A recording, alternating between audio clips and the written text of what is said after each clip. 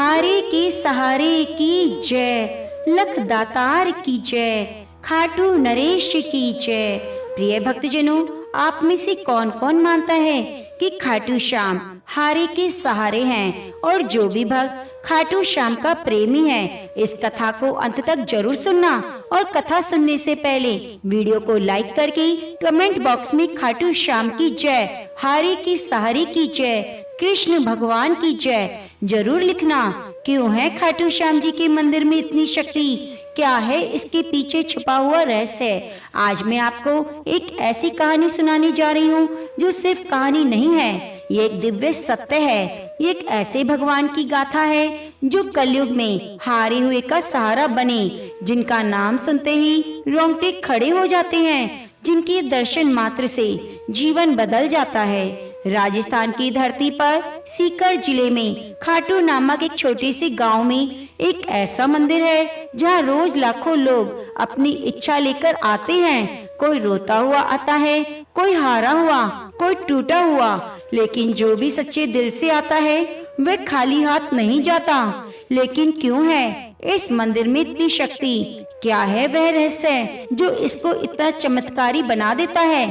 तो आइए आज सुनते हैं समय के पन्नों में दबी हुई वो कहानी जो आपकी आत्मा को छू जाएगी। युगों पूर्व जब धर्म और अधर्म के बीच युद्ध की तैयारी हो रही थी, उस समय पांडु पुत्र भीम के पुत्र घटोत्कच के घर में एक अद्भुत बालक ने जन्म लिया। उनकी माता का नाम था मौरवी, जो अहिलावती के नाम से भी प्रसिद्ध थी। जन्म के समय ही आकाश में दिव्य प्रकाश फैला था, देवताओं के मृदंग बजे थे।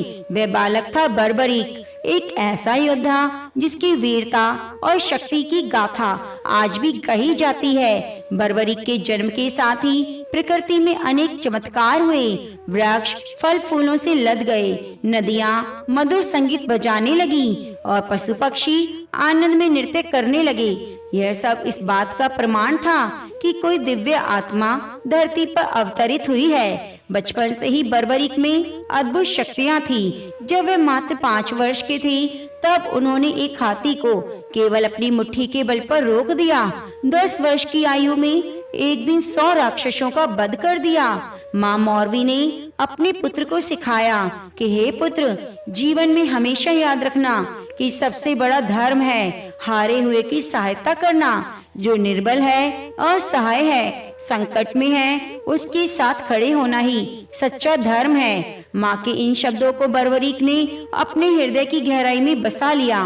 वह जानते थे कि उनकी शक्ति का उपयोग कमजोरों की रक्षा के लिए करना है। जब बर्बरीक 16 वर्ष के हुए, उन्होंने घोर तपस्या की। हिमालय की ऊंची चोटियों पर, जहाँ सिवाय बर्फ के कुछ नहीं, वहाँ उन्होंने भगवान शिव की आराधना की। महीनों तक केवल हवा पीकर ही बिना भोजन किए तपस्या में लीन रहे।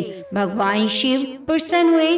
उन्होंने बर्बरीक को 3 अद्भुत बाण प्रदान किए। वे बाण साधारण नहीं थे, वे दिव्य और चमत्कारी थे। पहला बाण जो था, वे शत्रु के सभी कमजोर स्थानों को चिन्हित करता था। जहाँ भी वह निशाना लगाता, वह लाल रंग का चिन्ह बन जाता था। दूसरा बाण जो था, वे मित्रों और रक्षणीय व्यक्तियों को पहचान कर उन्हें चिन्हित करता था, उन पर नीले रंग का निशान बनता था। तीसरे बाण की खासियत थी कि शक्तिशाली था वह लाल रंग निशान वाले सभी स्थानों को एक साथ भेद कर शत्रुओं का संहार कर देता और नीले निशान वाले सभी को सुरक्षित कर देता। माता मौरवी ने, जो स्वयं एक नाग कन्या थी, उन्होंने अपने पुत्र को एक दिव्य धनुष प्रदान किया। वह धनुष इतना शक्तिशाली था कि इसकी टंकार से ही शत्रु भयभीत हो जाते। इस धनुष का नाम था महाकाल दंड। इस धनुष की विशेषता यह थी कि कभी भी लक्ष्य से चूकता नहीं था। जो भी लक्ष्य बर्बरीक मन में सोचता, वह तुरंत उस तक पहुंच जाता। चाहे शत्रु कहीं भी छुप जाए, चाहे वह किसी भी माया का सहारा ले, यह बाण उसे ढूंढकर मार गिराता। जब महाभारत के युद्ध की घोषणा हुई, तब बर्बरीक के हृदय में भी युद्ध में भाग लेने की इच्छा जागी।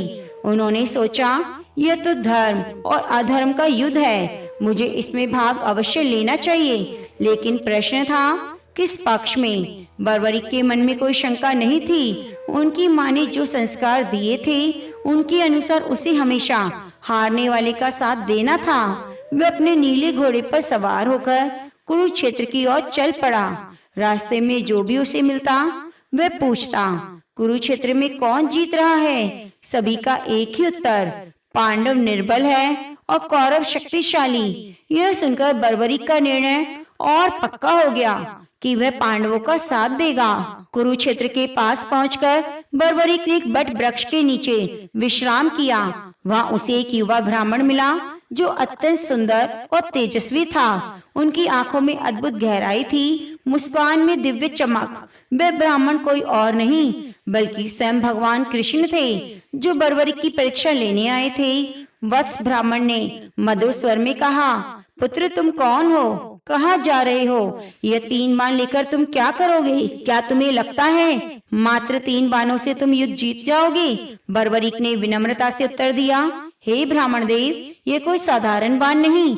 एक बाण से मैं अपने शत्रुओं को चिन्हित कर सकता हूँ, दूसरों से मित्रों को और तीसरे से शत्रुओं को। यदि आवश्यकता हो तो एक ही बाण से मैं सारी पृथ्वी को छलनी कर सकता हूँ। ब्राह्मण ने मुस्कुराते हुए कहा, ये कैसे संभव है? हे वत्स, एक बार मुझे भी अपनी शक्ति दिखाओ। उन्होंने पास के एक विशाल पीपल वृक्ष की ओर इशारा किया और कहा, इस वृक्ष के सभी पत्तों को छेद दो, लेकिन ध्यान रहे एक भी पत्ता नष्ट नहीं होना चाहिए, केवल छेद होना चाहिए। बर्बरीक ने अपने पहले बाण को धनुष पर चढ़ाया, मनी मन संकल्प किया, हे महादेव, इस वृक्ष के हर पत्ते के मध्य में छेद हो जाए। बाण छूटा, चमत्कार हो गया। वृक्ष के हजारों पत्तों में प्रत्येक के मध्य में सुंदर गोल छेद हो गया। पूरा वृक्ष मानो कलाकृति बन गया। लेकिन वह चमत्कार यहाँ तक नहीं रुका। ब्राह्मण के पैर के नीचे भी एक पीपल का पत्ता था, जिसमें भी छेद हो गया। बर्बरीक समझ गया ये कोई साधारण ब्राह्मण नहीं। तभी ब्राह्मण का रूप बदलने लगा और चारों ओर दिव्य प्रकाश फैल गया। उनके सिर पर मोर पंख का मुकुट दिखाई दिया, हाथ में सुदर्शन चक्र और मुरली। वह थे स्वयं भगवान श्री कृष्ण। बर्बरीक तुरंत उनके चरणों में गिर पड़ा और बोला, हे जगन्नाथ, आपने मुझ पर कृपा की, लेकिन मैं समझ नहीं पा रहा कि आप मुझसे क्या चाहते हैं। भगवान श्री कृष्ण ने बर्बरीक को उठाया और प्रेम से कहा, वत्स, मैं तुम्हारी शक्ति से प्रभावित हूँ, लेकिन एक समस्या है। तुम्हारी शक्ति इतनी महान है कि तुम युद्ध में भाग लोगे तो पूरा युद्ध असंतुलित हो जाएगा। भगवान श्री कृष्ण ने समझाते हुए कहा, तुमने कहा था तुम हारने वालों का साथ दोगे, लेकिन सोचो, यदि तुम पांडवों के साथ मिलकर कौरवों को हरा दोगे तो फिर कौरव हारने वाले हो जाएंगे। तब तुम्हारा धर्म होगा कौरवों का साथ देना, और यदि तुम कौरवों का साथ दोगे तो पांडव हार जाएंगे। तब तुम्हें पांडवों का साथ देना होगा। इस तरह तुम अकेले ही पूरा युद्ध लड़ोगे और सभी महारथी केवल तमाशा बनकर रह जाएंगे। बर्बरीक के मन में तूफान मच गया। उसने समझा कि भगवान सत्य कह रहे हैं। उसकी शक्ति वास्तव में इतनी प्रबल थी कि वह अकेले युद्ध का परिणाम बदल सकते थे।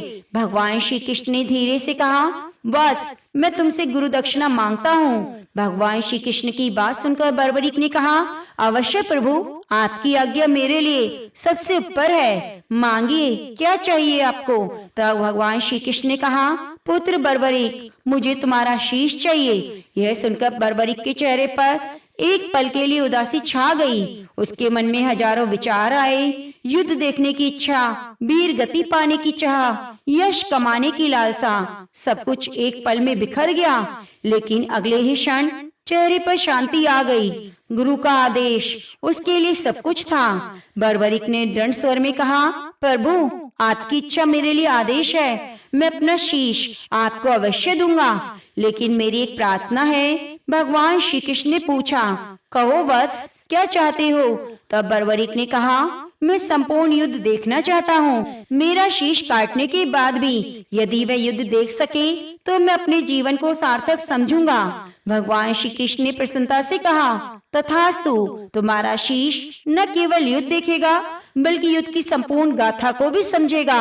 आगे भगवान श्री कृष्ण ने कहा, बर्बरीक सुनो, आज से मैं तुम्हें वरदान देता हूँ। कलयुग में तुम मेरे नाम से पूजे जाओगे और लोग तुम्हें श्याम कहकर पुकारेंगे। बर्बरीक ने अपनी तलवार निकाली और भगवान श्री कृष्ण के सामने सर झुकाते हुए उसने कहा, हे प्रभु, यह शीश आपको समर्पित, इसे स्वीकार कीजिए। देखते ही देखते एक ही बार में बर्बरीक ने अपना शीश काट दिया। उसके बाद आकाश से पुष्प वर्षा होने लगी, देवताओं के मृदंग बजे और एक दिव्य प्रकाश चारों ओर फैल गया। कटा हुआ शीश भूमि पर गिरा, लेकिन उनकी आंखें खुली रही, चेहरे पर तेज बना रहा। भगवान श्री कृष्ण ने शीश को उठाकर कुरुक्षेत्र के युद्ध क्षेत्र के पास एक ऊंचे स्थान पर रख दिया, जहां से संपूर्ण युद्ध दिखाई देता।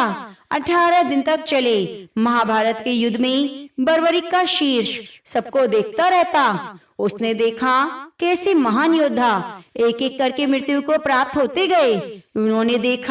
उन्होंने अर्जुन की वीरता को देखा, कर्ण का दान देखा, द्रोणाचार्य का त्याग देखा, लेकिन सबसे बढ़कर उन्होंने देखा भगवान श्री कृष्ण की लीला, कैसे वे धर्म की स्थापना के लिए हर पल युद्ध को संचालित कर रहे थे। युद्ध समाप्त होने पर जब पांडवों में विवाद हुआ कि सबसे बड़ा योद्धा कौन था, तब भगवान कृष्ण ने बर्बरीक के शीश से पूछा, तुमने पूरा युद्ध देखा, बताओ महान योद्धा कौन था। बर्बरीक के शीश ने उत्तर दिया, प्रभु, मैंने देखा युद्ध में केवल आपका सुदर्शन चक्र और द्रौपदी के बाल दिखाई दे रहे थे। चक्र शत्रुओं का संहार कर रहा था और द्रौपदी के बाल धर्म की रक्षा कर रहे थे। बाकी सभी योद्धा तो केवल निमित्त मात्र थे। यह सुनकर सबको समझ आ गया कि युद्ध का वास्तविक संचालन भगवान श्री कृष्ण थे। युद्ध समाप्त होने के बाद बर्बरीक का शीश रहस्यमय रूप से गायब हो गया। कहा जाता है वह आकाश मार्ग से उड़ता हुआ राजस्थान दिशा में चला गया। सैकड़ों वर्ष बीत गए, कलयुग का प्रभाव बढ़ने लगा, धर्म की हानि होने लगी, अधर्म का बोलबाला हो गया, लोग दुखी होने लगे। तब भगवान श्री कृष्ण के वरदान के अनुसार बर्बरीक का समय आया कलयुग में अवतरित होने का। राजस्थान के रिंगस नामक स्थान पर एक धर्मात्मा ब्राह्मण रहते थे। उनका नाम था ज्योतिष शास्त्री पंडित सोमदत्त। वो नित्य पूजा पाठ किया करते, गरीबों की सेवा करते। एक रात उन्हें स्वप्न आया। स्वप्न में एक दिव्य पुरुष दिखाई दिया जिसकी आभा अद्भुत थी। उन्होंने कहा, मैं बर्बरीक हूँ, महाभारत का योद्धा। कलयुग में मैं शाम के नाम से पूजा जाऊंगा। तुम कल प्रातः काल नगर के बाहर पीपल वृक्ष के नीचे खुदाई करो, वहाँ तुम्हें एक दिव्य शीश मिलेगा।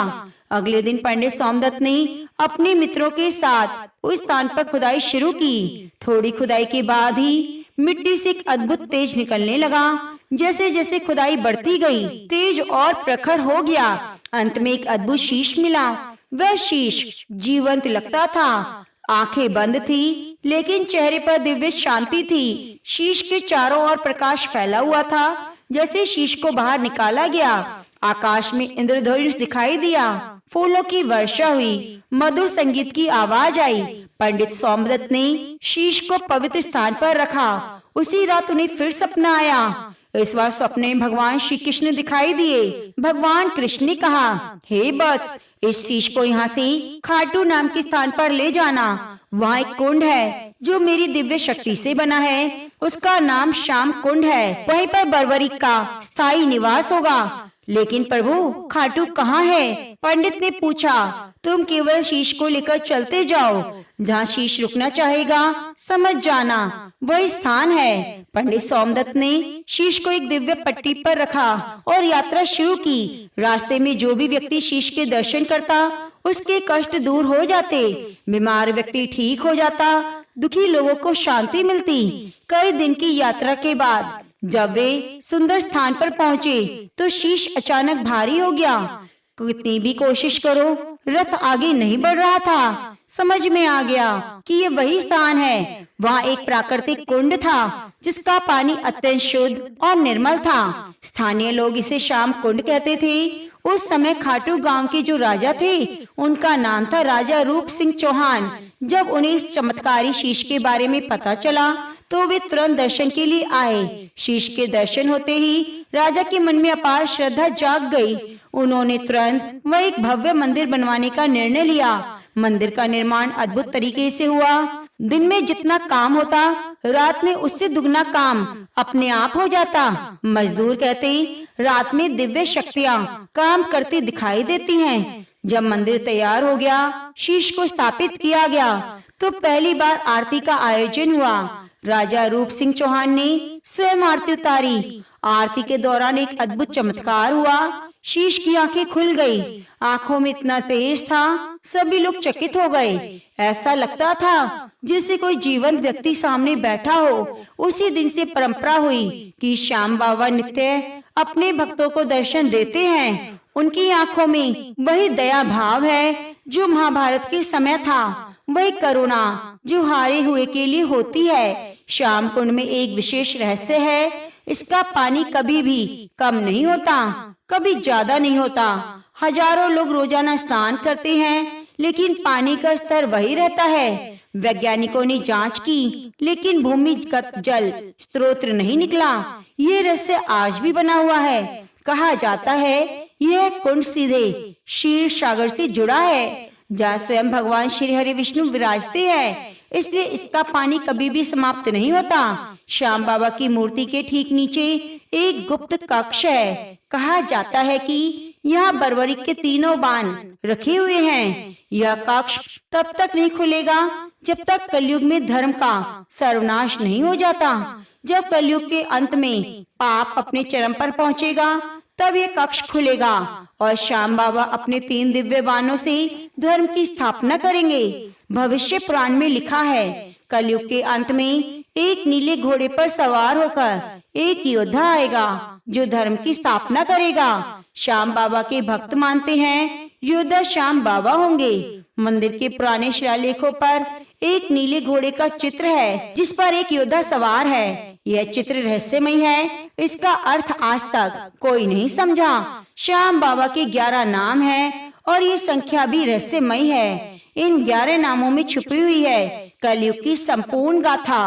प्रत्येक नाम एक युग की समस्या का समाधान है। जब भी कोई भक्त पूरी श्रद्धा के साथ 11 नामों का जाप करता है, उनकी सभी समस्याएं दूर हो जाती हैं। लेकिन ये तभी संभव है जब भक्त का हृदय पूर्ण शुद्ध हो। श्याम बाबा से जुड़ी हुई संख्याएं विशेष हैं। मंदिर में 108 सीढ़ियां हैं। श्याम कुंड का व्यास 51 फीट है। गुम्बद की ऊंचाई 108 फीट है। ये संख्याएं केवल संयोग नहीं, हिंदू धर्म में संख्याओं का विशेष महत्व है। 108 ब्रह्मांड की संपूर्णता का प्रतीक है। 51 शक्ति पीठों की संख्या है। ज्योतिषाचार्यों के अनुसार श्याम बाबा का मंदिर ज्योतिषीय स्थान पर बना है। यहाँ 5 ग्रहों की शक्तियाँ केंद्रित हैं। फाल्गुन मास की एकादशी के दिन यहाँ विशेष ऊर्जा होती है। इस दिन श्याम बाबा की शक्ति चरम पर होती है। श्याम बाबा से जुड़े रंग नीला, पीला, लाल,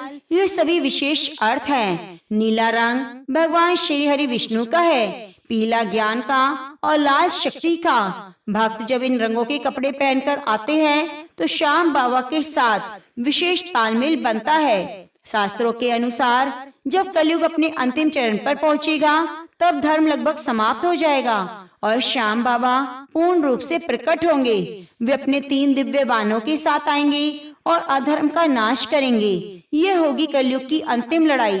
भविष्य पुराण में लिखा है, एक नीला घोड़ा आकाश से उतरेगा, उस पर श्याम बाबा सवार होंगे। हाथ में अपना दिव्य धनुष होगा। वे एक ही बाण से संसार के सभी पापियों का नाश कर देंगे। फिर से धर्म, सत्य, न्याय का राज्य होगा। लोग प्रेम से रहेंगे, कोई दुखी नहीं रहेगा। यही है श्याम बाबा के अंतिम मिशन, संसार की शांति और खुशी की स्थापना। इस कहानी का अंत प्रेम की जीत के साथ होता है। श्याम बाबा का प्रेम के अवतार हैं। उनका प्रेम जाति, धर्म, भाषा की सीमाओं के पार है। वे मुस्लिम, सिख, ईसाई सभी के हैं, क्योंकि दुख का कोई धर्म नहीं होता। जो दुख हरता है वह सबका होता है। हारे का सहारा बाबा श्याम हमारा। यही है खाटू श्याम की दिव्य शक्ति। यही है उनका छुपा हुआ रहस्य, अनंत प्रेम, अनंत करुणा, अनंत कृपा।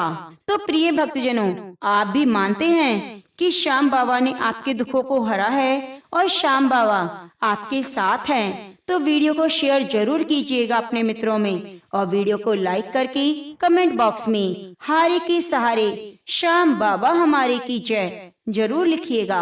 धन्यवाद। हमारे चैनल पर शिव गुरु शिव चर्चा की कथाएं भी आप एक बार जरूर सुनिएगा। बहुत ही दिव्य और अद्भुत कथाएं हैं। अपना प्यार जरूर दीजिएगा। धन्यवाद।